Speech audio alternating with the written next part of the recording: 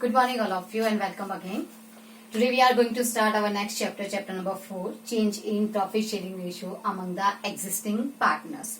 This is the first condition of the reconstitution of a partnership firm. Reconstitution of a partnership firm. Now what is reconstitution? We know that the partnership is the result of an agreement. And any change in this agreement brings to an end of existing partnership agreement and a new agreement comes into force. किसी भी तरह का कोई भी change अगर हम अपने agreement में करते हैं तो पुराना एग्रीमेंट खत्म हो जाता है और नया एग्रीमेंट स्टार्ट हो जाता है और इसकी वजह से there is a change in the relationship of partners also. Partnership के रिलेशनशिप में भी चेंज आता है. This is known as reconstitution of a partnership. किस किस कंडीशंस में होता है? तो first condition I have already told you, change in profit sharing ratio among existing partners. पुराने पार्टनर्स के बीच में अगर किसी भी तरह का कोई प्रॉफिट शेयरिंग रेशियो चेंज होता है तो वो रिकॉन्स्टिट्यूशन को क्रिएट करता है. Second, admission of a new partner. अगर हम अपनी फर्म में किसी अदर पर्सन को नया पार्टनर बनाते हैं तो यहां पे भी रिकॉन्स्टिट्यूशन है.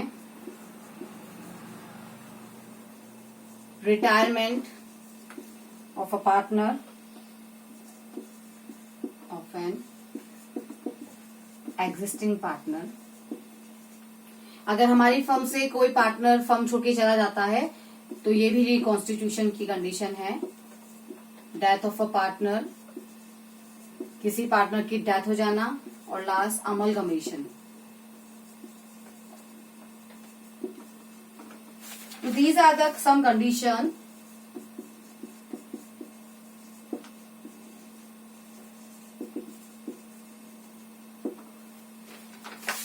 These are the some conditions in which reconstitution of a partnership firm is done. यानी कि नया पार्टनरशिप एग्रीमेंट बनाया जाता है और पुराने पार्टनरशिप एग्रीमेंट को खत्म कर दिया जाता है. फर्स्ट कंडीशन, जब एग्जिस्टिंग पार्टनर अपना प्रॉफिट शेयरिंग रेशियो चेंज कर लेते हैं. सेकंड, अगर हम किसी फर्म अपने फर्म में किसी को नया पार्टनर बना लेते हैं या हमारा कोई पार्टनर रिटायर होकर छोड़ के चला जाता है या पार्टनर की डेथ हो जाती है या फिर दो पार्टनरशिप फर्म का अमलगमेशन हो जाता है, तो इन सब कंडीशन में हम करते हैं reconstitution of a partnership firm. अब इस रिकॉन्स्टिट्यूशन की वजह से हमें कुछ एडजस्टमेंट्स करने पड़ते हैं. ये एडजस्टमेंट किन किन चीजों को लेकर होते हैं? तो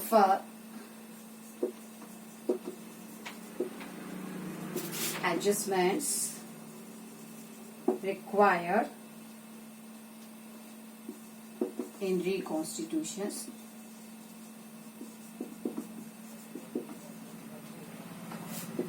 फर्स्ट, सबसे पहले आपको डिटरमाइन करना होता है अपना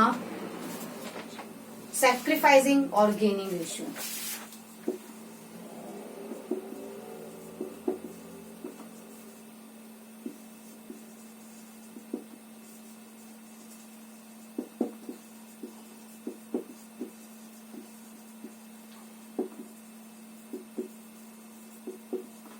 सैक्रिफाइसिंग रेशियो और गेनिंग रेशियो का मीनिंग क्या है?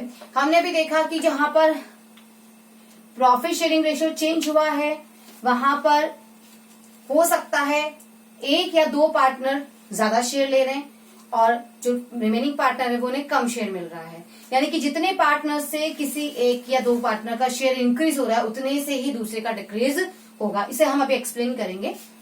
Admission of a new partner में जब एक नया पार्टनर आया तो ऑब्वियसली जो एग्जिस्टिंग पार्टनर है उनका शेयर डिक्रीज हो रहा है. जब रिटायरमेंट और डेथ की कंडीशन है तो किसी पार्टनर की जाने की वजह से जो रिमेनिंग पार्टनर्स उनका शेयर इंक्रीज हो रहा है.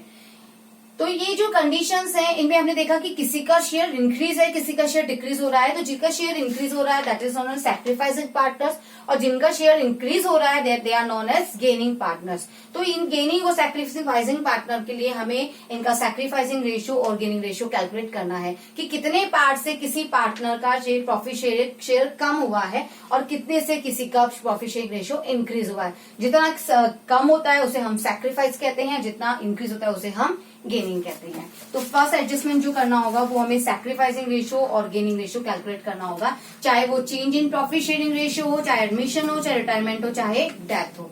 सब कंडीशन में कैलकुलेट होता है. तो आपको ध्यान रखना है कि सही हमें बहुत अच्छे से सीखना है, क्योंकि ये रेशियो बहुत ज्यादा इंपॉर्टेंट है to calculate for the capital adjustment. So in change in profit sharing ratio, in admission, retirement, death, इसमें सब में अप्लाई होता है. किसी में सैक्रिफाइसिंग रेशियो आएगा, किसी में गेनिंग रेशियो आएगा. I will explain you later. Second, accounting for goodwill. जब भी रिकॉन्स्टिट्यूशन होता है तो फर्म गुडविल का रीवैल्यूएशन करती है, तो accounting for goodwill. Next,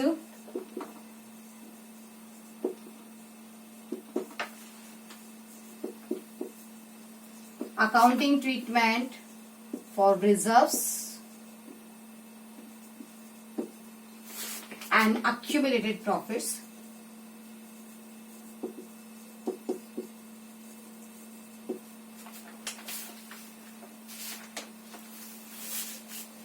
Next,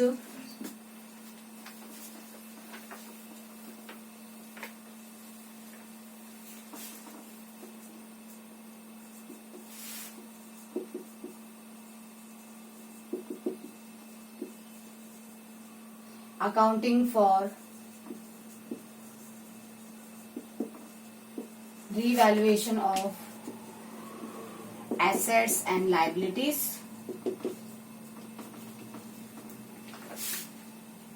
and capital adjustment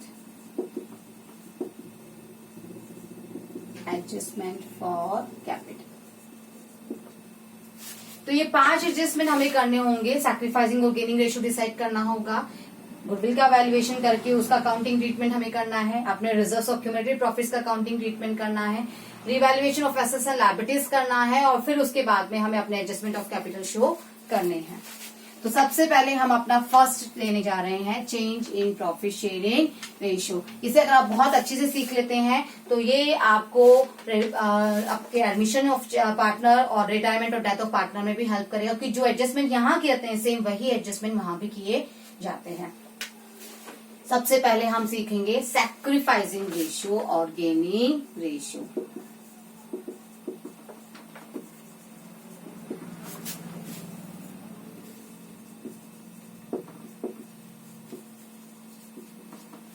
Sacrificing ratio and gaining ratio. Now what is sacrificing ratio?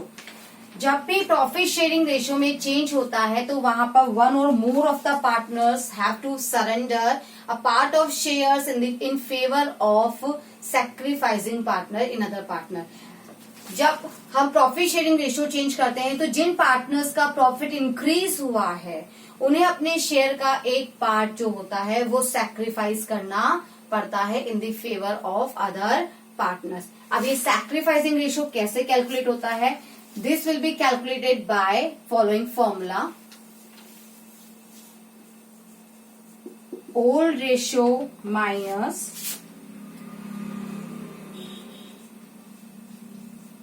New ratio. आप अपने ओल्ड रेशियो में से जैसे ही अपने न्यू रेशियो को डिवाइड करते हैं सैक्रिफाइसिंग रेशियो आ जाता है. फॉर एग्जाम्पल ए और बी है, 2:1 में वो प्रॉफिट शेयर डिस्ट्रीब्यूशन करते थे. Now they have change their ratio and their new ratio is A and B 1:1. पहले उनका जो रेशियो था वो 2:1 था, वो 2:1 में डिवाइड करते थे, बट अब इन्होंने अपना रेशियो डिसाइड कर लिया 1:1 में. तो let's see old minus new. A का जो ओल्ड रेशियो है वो है 2/3, लेकिन अब जो है वो है 1/2. इन दिस वे बी का भी हम देखेंगे 1/3 1/2. पहले वो 2/3 गेट करता था, अब वो 1/2 गेट करेगा. तो यहां पर हम इसे चेक करेंगे. तो हम देखें, इसे आप एल्शियम लेके सॉल्व कर सकते हैं. 4 - 3.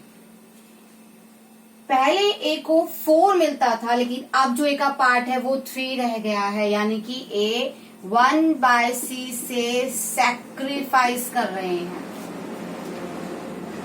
4 से उसका पार्ट 3 रह गया है, यानी उसका पार्ट 1/6 से कम हो गया है, तो उसने सैक्रिफाइस किया है. यहां पर बी की बात करते हैं।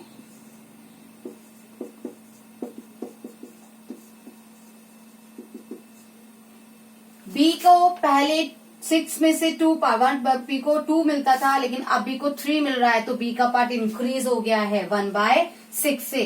तो 1/6 से बी गेन कर रहा है। वापस देखेंगे, sacrifice ratio is calculated by old ratio minus new ratio. Always old minus new होगा, ये आपको बहुत अच्छे से ध्यान रखना है कि ओल्ड माइनस न्यू रखना है। क्यों? क्योंकि गेनिंग रेशियो जो होता है वो होता है new ratio minus old ratio, ये आपको ध्यान रखना है।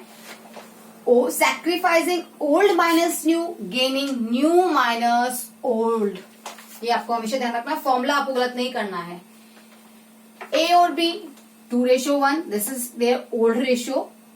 Old ratio for A 2/3, B 1/3. But now they have decided their ratio is 1:1. And they are getting equal part 1/2 and 1/2. So comparing the old and new, we found that A has sacrificed by 1/6. A का share पहले के comparison में कम हो गया है।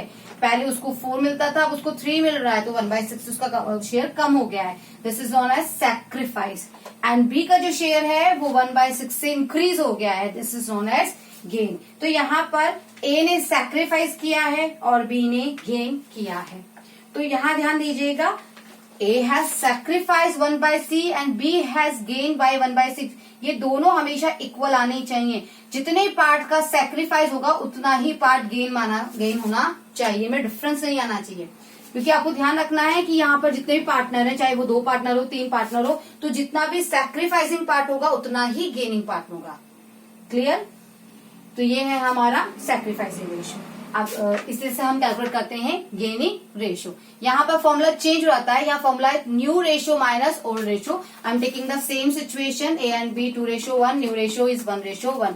बस this time 1/2 minus 2/3, new minus old, 1/2 minus 2/3 and B होगा 1/2 minus 1/3।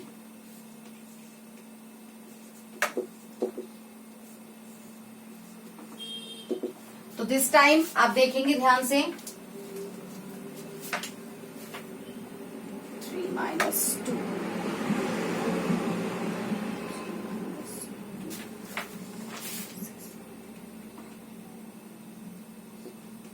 4। This time ए का जो शेयर है वो पहले 3 था, अब 4 हो गया है। पहले कितना था? 3, अब हो गया है 4। तो यहां पर ये 1/6 से गेन कर रहे हैं, नहीं सॉरी सैक्रिफाइस कर रहे हैं, क्योंकि ये इनका न्यू है, ये इनका ओल्ड है। पहले इनको 4 मिलता था, अब इनको 3 मिल रहा है, तो यानी अभी भी इनका शेयर 1/6 से सैक्रिफाइस शो कर रहा है। यहाँ पर इनका न्यू 3 है, ओल्ड 2 है, यानी पहले इनको 2 मिलता था, अब इनको 3 मिल रहा है, तो ये 1/6 से गेनिंग की कंडीशन में। तो आपने देखा, चाहे हम सैक्रिफाइसिंग रेशियो कैलकुलेट करें या गेनिंग रेशियो कैलकुलेट करें, रिजल्ट सेम आता है, बट डिफरेंस है फॉर्मूला पुट करने का। यहाँ फॉर्मूला ओल्ड माइनस न्यू है, वहां फॉर्मूला न्यू माइनस ओल्ड है, ये आपको हमेशा ध्यान रखना है। तो ये है हमारा सैक्रिफाइसिंग रेशियो और gaining ratio calculation. Why do we calculate sacrificing ratio or gaining ratio? Why? We calculate this ratio to decide the amount of compensation to be paid by the gaining partner to sacrificing partner. ये ratio हम इसलिए calculate करते हैं ताकि इसके basis पर हम compensation का अमाउंट ले सकें उससे जिन्होंने गेन किया है, किसके लिए? जिससे सैक्रिफाइस किया है। क्योंकि यहाँ पर सैक्रिफाइसिंग पार्टनर ने अपने प्रॉफिट का कुछ शेयर सैक्रिफाइस किया है, तो यहाँ पर जरूरी है कि जो गेनिंग पार्टनर है, इक्वलिटी की बात होती है यहाँ पर, तो इक्वलिटी लाने के लिए जरूरी है कि जो गेनिंग पार्टनर है वो अपने सैक्रिफाइसिंग पार्टनर को कॉम्पनसेशन दे। अब ये कॉम्पनसेशन कितना होगा? ये कॉम्पनसेशन उतना ही होगा जितने पार्ट से हमने सैक्रिफाइस या गेन किया है। जितना सैक्रिफाइस किया उतना कॉम्पनसेशन लिया जाएगा और जितना गेन किया उतना कॉम्पनसेशन दिया जाएगा। अब एक कॉम्पनसेशन के अमाउंट के लिए हमने रेशियो तो डिसाइड कर लिया, बट कॉम्पनसेशन का अमाउंट हम कैलकुलेट किस पर करेंगे? तो अब यहाँ पर आता है आपका सेकंड एडजस्टमेंट। फर्स्ट एडजस्टमेंट मैंने आपको सिखा दिया है, calculation of sacrificing ratio and sacrificing ratio and gaining ratio. And second जो अब आपका आता है वो आता है आपका अकाउंटिंग फॉर गुडविल, क्योंकि यही है वो बेस जो आपको कॉम्पनसेशन का अमाउंट प्रोवाइड करेगा। यानी कॉम्पनसेशन का अमाउंट कैलकुलेट करने के लिए हमें किसको बेस लेना है? गुडविल को। By goodwill because goodwill are the expected profits for the future upcoming years. हम ये आपको मैं वैल्यूएशन ऑफ गुडविल आपको सिखा चुकी हूँ। जब हमने गुडविल का वैल्यूएशन किया तो वहां पे हमने नंबर ऑफ परचेज ईयर्स लिए थे। They are the expected years for which we are going to earn same profit. तो यहाँ पर हमें जो बेस लेना है वो बेस लेना है किसको? गुडविल को। अगर आपके पास गुडविल का अमाउंट वैल्यूएड है, क्वेश्चन में प्रोवाइड कर रखा है, वेरी गुड। नहीं कर रखा है तो वो आपको मेथड प्रोवाइड करेगा, और हम अपने गुडविल को कैलकुलेट करना सीख चुके हैं through average profit method, super profit method और कैपिटलाइजेशन मेथड। तो क्वेश्चन अगर आपसे गुडविल का वैल्यूएशन कराता है तो हम खुद वैल्यू करके गुडविल निकालेंगे। क्वेश्चन आपको खुद प्रोवाइड कर देता है तो हम उसके बेसिस पे अपना कॉम्पनसेशन अमाउंट डिसाइड कर लेंगे। तो अब देखेंगे हम वैल्यूएशन ऑफ गुडविल कैसे करते हैं। So let's take an example. Through this example, you will be able to understand how we do the accounting for goodwill. Like A and B, and their profit sharing ratio is 3:2. But on 1st April 2016, they have decided their share. They will distribute profits equally, यानी 1:1. It means they have changed their profit sharing ratio 3/2 से उनका ratio 1:1 हो चुका है। And for this purpose, अब जैसे ही change हुआ हमने अपना वैल्यूएशन और गुडविल किया, the goodwill of the firm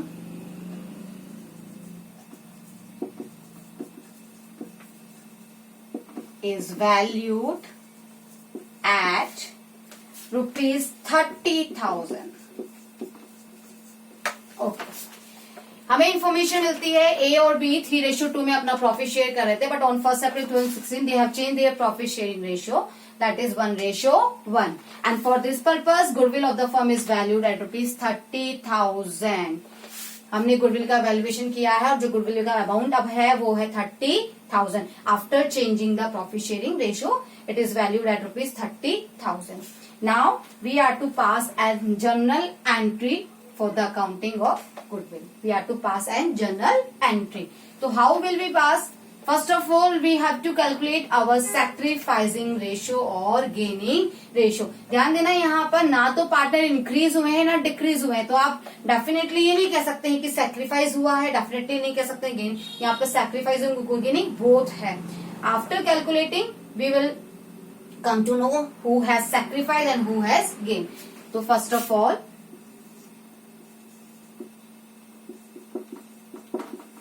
sacrifice ratio equals to old ratio minus new ratio.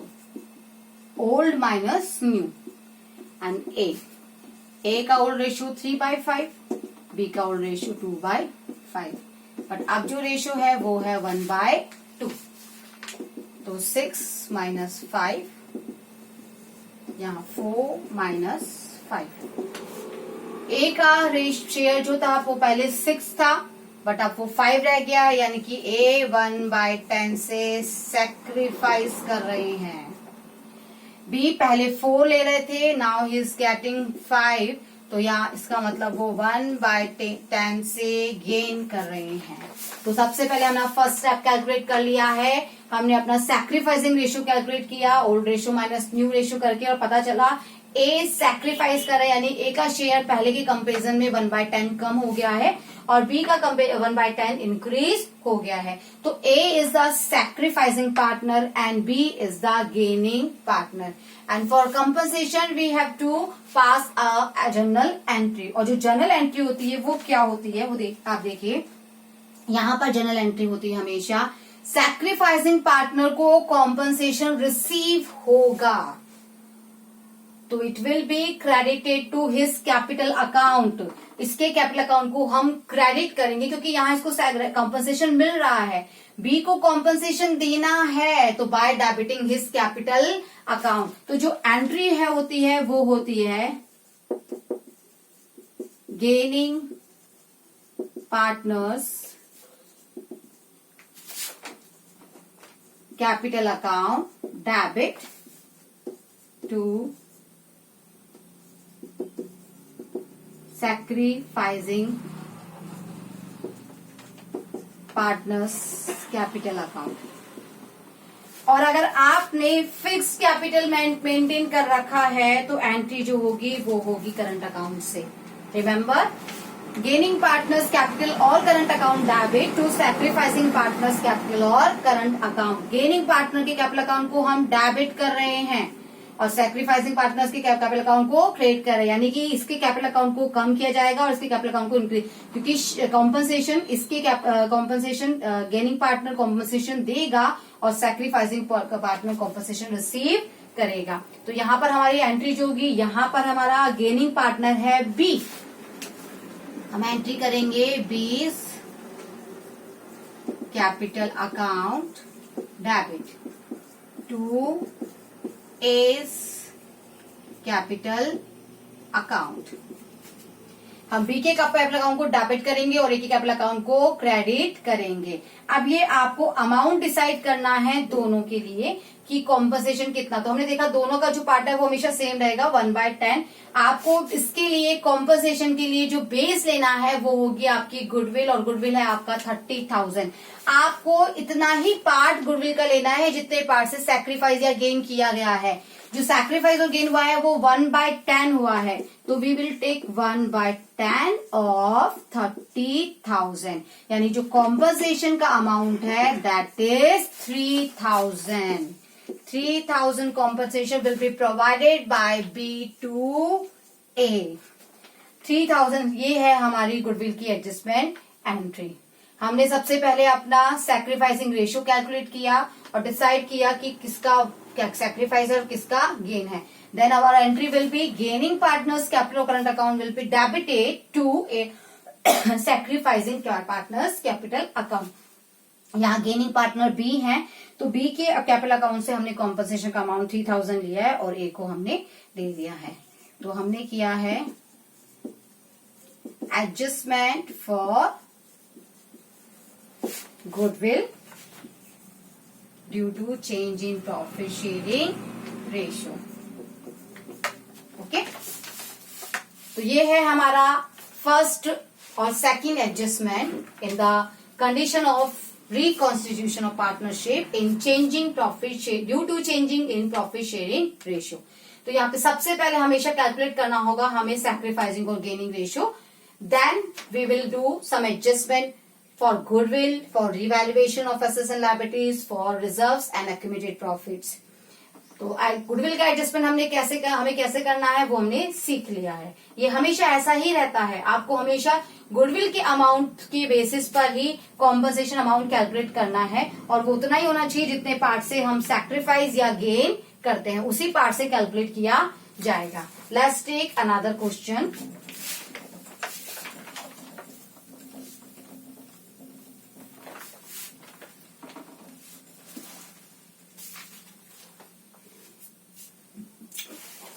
This time I am taking 3 partners A, B and C in 5:4:1. But now they have decided their new ratio will be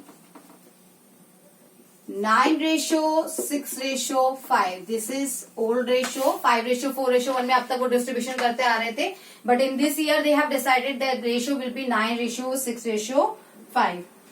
Goodwill is valued at 2 years purchase. Goodwill is to be valued at 2 years purchases of average of 3 years profit. Average of 3 years profits. And the profits are 2013-14 rupees 48,000, 14-15 rupees 42,000 and 15-16 rupees 60,000. Okay, ए और B, A B and सी है 5:4:1 में अब तक distribution कर रहे थे, लेकिन अब उन्होंने 9:6:5 डिसाइड कर लिया है। और इसके लिए अब हमें in this condition we have to value the goodwill of the new partnership firm. तो जो गुडविल का valuation that is 2 years purchase of average of 3 years profit. हमें average profit basis average profit method से goodwill calculation करना है और इसके लिए हमें पास्ट 3 years के प्रॉफिट को बेसिस लेना है। तो as a base 3 years profit हमें पहले उनका एवरेज कैलकुलेट करना है, because in the average profit method जो गुडविल का फॉर्मूला था वो था average profit multiply by number of years purchases. Number of years purchases are given 2, but average profit उसके लिए हमें करना है 48,000 plus 42,000 plus 60,000 divided by 3। 48 plus 42 90 plus 60 1,50,000 divided by 3 50,000। Average profit जो आया है वो आया 50,000। 50,000 मल्टीप्लाई बाय 2, आपका जो गुडविल आ रहा है वो आ रहा है 1 लाख।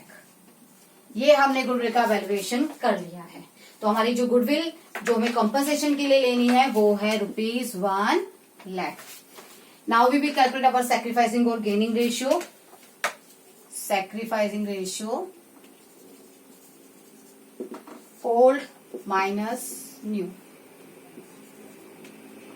ए बी एंड सी।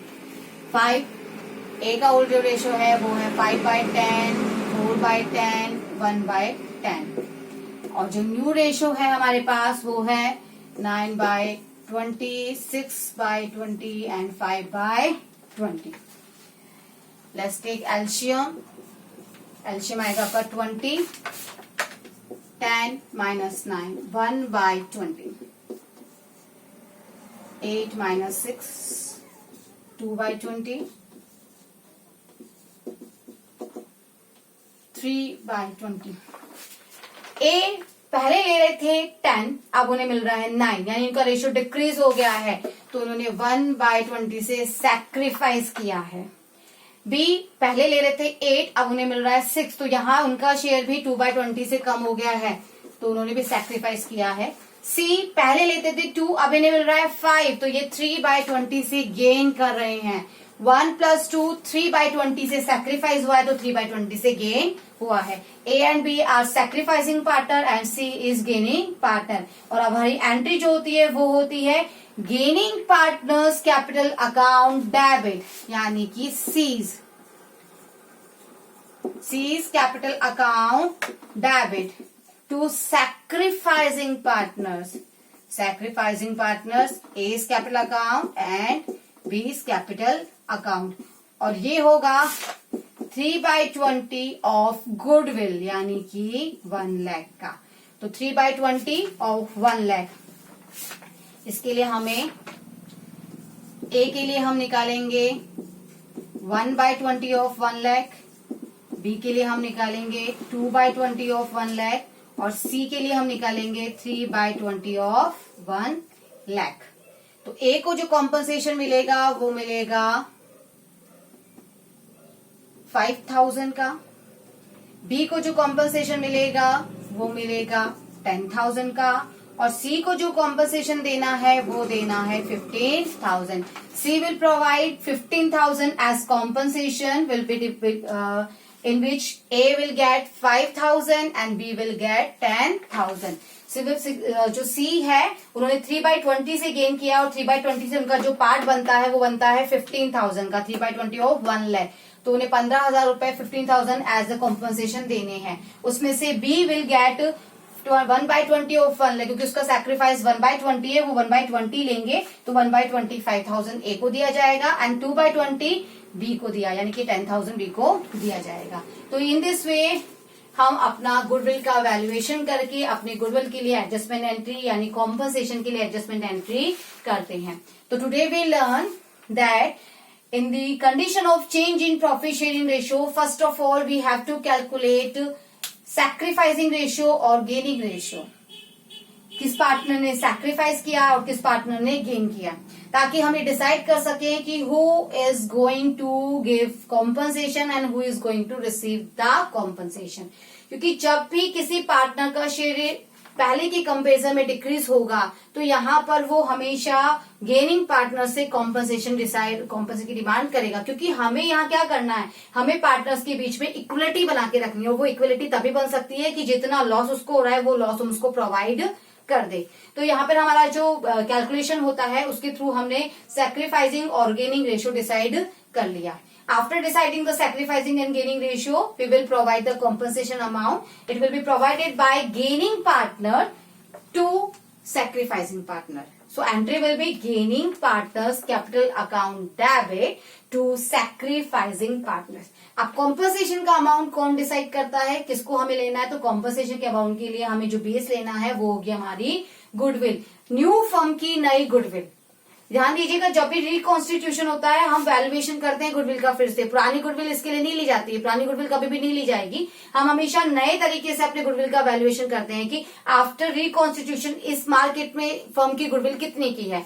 तो उस नई गुडविल को ही हम बेस मानते हैं और उस नई गुडविल का ही पार्ट निकालकर एज अ कॉम्पनसेशन हम प्रोवाइड कर देते हैं। जितने पार्ट से आप गेन करते हो उतना कॉम्पनसेशन दिया जाएगा और जितने पार्ट से आपने सैक्रिफाइस किया उतना कॉम्पनसेशन लिया जाएगा। तो ये है हमारी आज की क्लास। इन दिस क्लास हमने सैक्रिफाइसिंग रेशियो और गेनिंग रेशियो कैलकुलेट करना है और उसके बेसिस पे कॉम्पनसेशन का अमाउंट प्रोवाइड करना सीखा है। इन अवर नेक्स्ट क्लास हम अपने रिजर्व्स, एक्यूमुलेटेड प्रॉफिट्स और रीवैल्यूएशन के बारे में पढ़ेंगे। Thank you so much.